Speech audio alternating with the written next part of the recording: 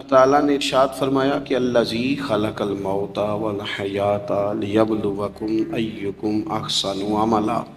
فرمایا ہم نے موت اور حیات کو اس لیے پیدا کیا ہے تاکہ پتہ چلے تم میں اچھے کام کون کرتا ہے، بہترین عمل کون کرتا ہے، سوسائٹی میں معاشرے میں اچھا کردار کون چھوڑ کے جاتا ہے۔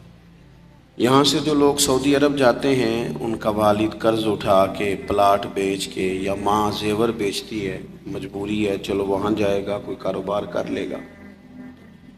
لیکن بندہ یہاں سے اتنی مجبوری کے بعد وہاں جائے اور وہاں جا کے وہ بالکل فارغ بیٹھا رہے تو اس کو ہر آدمی سمجھاتا ہے، اور کچھ لوگ اسے سخت جملوں سے بھی نوازتے ہیں، کہتے ہیں یار اتنی مشکل سے تیرے باپ نے بھیجا ہے، اتنی آرزوؤں کے بعد تیری ماں نے تیرے لیے بندوبست کیا ہے اور تو یہاں فارغ پھر رہا ہے۔ آپ نے دیکھا ہوگا کہ جو لوگ اسکول کالج میں پڑھتے ہیں اور ماں باپ غریب ہوتے ہیں تو ان کے اساتذہ جب انہیں سمجھاتے ہیں تو ساتھ یہ بھی کہتے ہیں کہ یار دیکھ تیرا ابا کتنی مشکل سے تیرے خرچ پورے کرتا ہے۔ اگر کوئی شخص بھی کسی بھی مقام پہ کوئی ذمہ داری اسے دی جائے اور وہ اپنی ڈیوٹی ٹھیک نہ کرے، مقصد پورا نہ کرے، تو لوگ اس سے خوش نہیں ہوتے، لوگ اس کے لیے اچھے جذبات نہیں رکھتے، کہتے تو اپنا مقصد نہیں پورا، میں یہاں آیا ہوں آپ کو اللہ رسول کی بات بتانے، آپ نے اچھا گمان کر کے مجھے دعوت دے لی کہ شاید یہ ہمیں صحیح طرح سمجھا سکتا ہے، اب میں یہاں آ کے آپ کو اللہ رسول کی بات بتاؤں ہی کوئی نہ، تو آپ کہیں گے میاں آپ کو تو بلایا تھا کہ آپ ہمیں کوئی سمجھا دیں، کوئی نصیحت کر دیں، تو آپ تو ادھر ادھر کی ہانک کے چلے گئے، قبول نہیں کریں گے لوگ۔ مقصد کو سمجھنا چاہیے، رزق ضرور کمائیں، بڑی اچھی بات ہے، نکاح، بچے، گھر، برادری، قبیلہ، یہ ساری چیزیں ضمن ہیں، ذیل ہیں، اصل کیا ہے؟ ایکم احسن عملا، مقصد تمہارا یہ ہے کہ پتہ چلے تم میں بہترین عمل کون کرتا ہے۔ اپنے بچوں کے لیے دوڑ دھوپ کرنا یا مال دولت جمع کرنا یا جناب آسائشیں اکٹھی کرنا، یہ تو غیر مسلم بھی کر رہا ہے۔ میں اکثر کہتا ہوں کہ یہ دیندار طبقہ ہے، میری طرح کے لوگ ہیں، تو ایک بندہ 6 گھنٹے کا سفر طے کر کے آیا ہے، اس نے اسے دیندار سمجھا ہے، نیک آدمی سمجھا جبھی آیا نا، کتنا بڑا اس نے اسے مقام دیا ہے کہ اسے حضور سید عالم علیہ السلام کے دین کا نمائندہ سمجھا ہے۔ یہ خطیب صاحب ہیں، یہ استاد صاحب ہیں، امام صاحب ہیں، پیر صاحب ہیں، کتنا بڑا اپنا مقام اگر بندہ کبھی سمجھے تو کتنا لوگوں نے اسے بڑا درجہ دیا ہے۔ اب ایک بندہ ولی سمجھ کے آ رہا ہے، اس کو کتنا درجہ ملے گا، لیکن اگر سامنے والا جس کو وہ اتنا مقدس مقام دیتا ہے کہ ولی سمجھتا ہے، اور اس بندے کا لالچ 2-4 ہزار ہو جائے، 15-20 ہزار 25 ہزار کی تقریر بیچے، نعت بیچے، دعا بیچے، معاذ اللہ، تو اس کا درجہ کتنا بڑا تھا اور وہ کہاں پہ گیا ہے۔ بھئی یہ کام تو کوئی اور کاروبار کر کے بھی کیا جا سکتا ہے، ضروری تھا کہ حضور کی تعریف کر کے تم کمائی اکٹھی کرتے تو کوئی اور کام کر لیتے، بڑے کام ہیں دنیا میں کوئی اور کر لیتے۔ مقاصد ہمیشہ اعلیٰ رکھیں، چھوٹا مقصد، بڑے مقاصد۔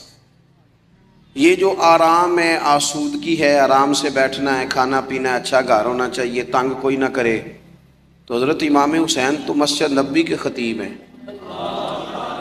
حضور کے روضے پہ بیٹھے ہیں، لوگ پلکیں بچھا کے سلام کرتے ہیں، تو ٹھیک ہے بیٹھے رہتے، موج لگی ہوئی تھی، کیا ضرورت تھی؟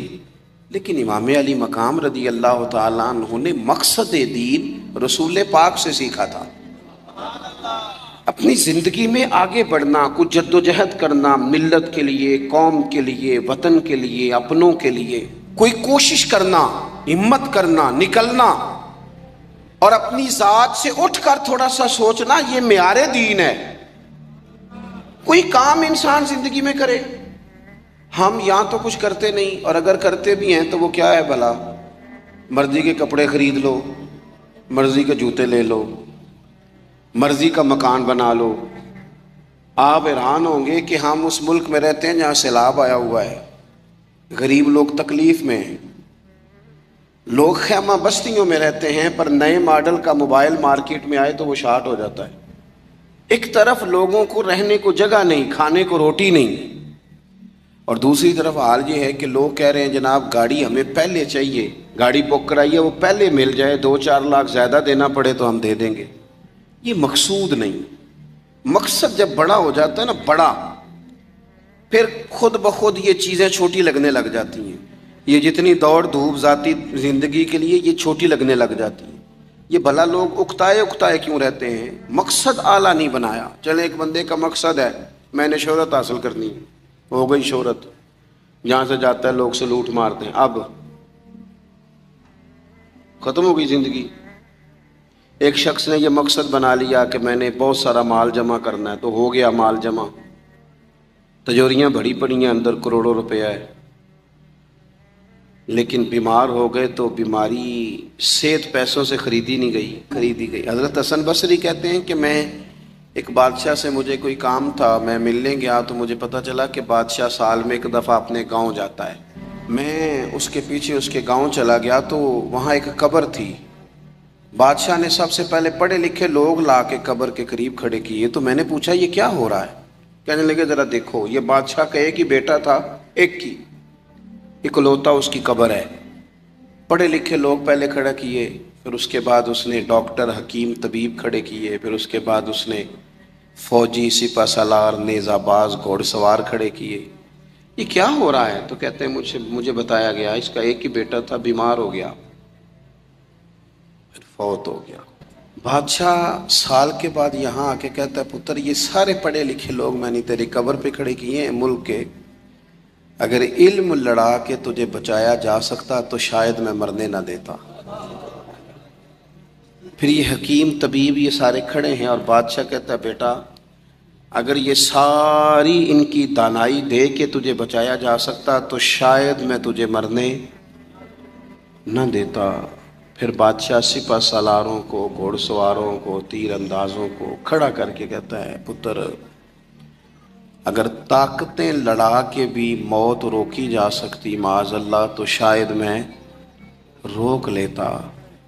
پھر وہ آخر میں اپنے سر سے تاج اتار کے قبر کے پیروں والی سائڈ پہ رکھ کے رو پڑا. کہنے لگا پتر اگر حکومت دے کے، تخت دے کے بھی تجھے بچایا جا سکتا تو میں فقیر بن کے زندگی گزار لیتا پر تجھے بچا لیتا. لیکن کل نفس ذائقۃ الموت. ہم نہ بھول گئے اصل مقصود کیا ہے، کیوں آئے ہیں. ہمارا طرز زندگی، اٹھنا بیٹھنا چند ذاتی معاملات کے لیے، چند ذاتی. میں کہتا ہوں کہ اگر دین پر بھی عمل، دیکھیں وظیفہ پڑھنے سے روزی میں برکت ہوتی ہے شک کوئی نہیں، صدقہ دینے سے بلائیں دور ہوتی ہیں شک، بالکل ٹھیک باتیں اپنی جگہ پہ. کیا صدقہ رب راضی کرنے کے لیے دینا ہے کہ بلا دور کرنے کے لیے؟ شک کوئی نہیں اس میں کہ آپ اللہ کی راہ میں خیرات کریں گے تو روزی میں برکت ہوگی، تو آج آ کے وہ وظیفہ بھی صرف روزی میں برکت کے لیے ہی پڑھنا ہے. وہ جو سب سے بڑی رضا ہے رب کی. دیکھو ضروری نہیں ہوتا، میرے حضرت صاحب رحمۃ اللہ علیہ ایک دفعہ بھی میرے گھر نہیں آئے اور آپ حیران ہوں گے کہ میں سمجھتا ہوں کہ شاید بہتر ہوا، کیونکہ میری اتنی حیثیت نہیں نا، اوقات نہیں نا. میں کو جیتے دل پر سونا، میں کیوں کر اس نو بھاواں، او ویڑے میرے بڑدا نہ ہی پئی لکھ وسیلے پاواں. میں سمجھتا ہوں کہ اگر ان کی بات مان لی، ان کے طریقے پہ عمل کر لیا، ان کی کوئی رضا مل گئی اپنے بزرگوں کی، اساتذہ کی، تو یہ زیادہ ضروری کام ہے. یا زیادہ ضروری کام یہ ہے کہ فوٹو ساتھ آ جائے، یا زیادہ ضروری کام یہ ہے کہ وہ کسی جگہ ریکارڈڈ، باقاعدہ ریکارڈڈ میری تعریف کر دیں کہ بلے بلے. یہ تو ٹھیک ہی نہیں. چیزوں کو جب تک ان کی اصل میں نہیں لیا جاتا، اصول میں، اتنی دیر تک معاملات بہتر ہے. ہم آئے ہیں دنیا میں بڑے بڑے کام کرنے، ہمیں کوئی کام کرنا چاہیے. ہمارا بڑا وقت ضائع ہوتا ہے، کوئی مقصد نہیں ہمارا فضول خوش گپیوں کا، لیکن مار رہے ہیں گپے.